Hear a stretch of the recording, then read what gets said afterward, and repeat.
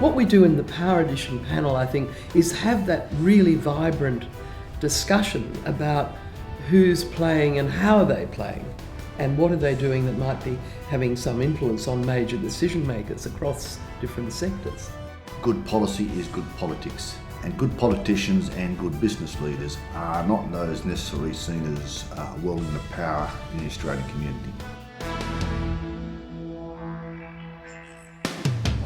I think in Australia, power very rapidly becomes arrogance, and politicians are bred to avoid any display of arrogance or smugness.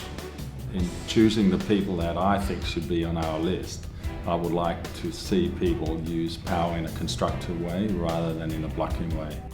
Maybe I'm sort of useful as someone who really just has no political connections whatsoever, so I'm sort of representing something from the outside, or kind of a common, man on the street, sort of taxi driver kind of opinion of how things stand. If you've got a view and you hold it, the brain tends to follow it.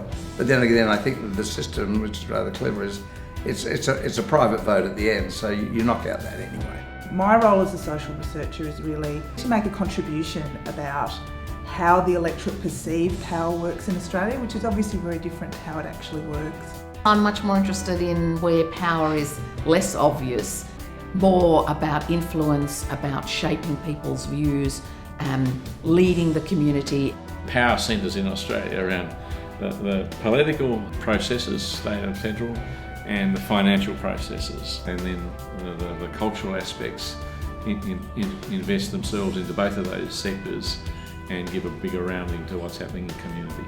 Real power is the power to make real change. It's the ideas game in the end, but the things that really count are the changes that you make as a result of the power that you have temporarily as a minister.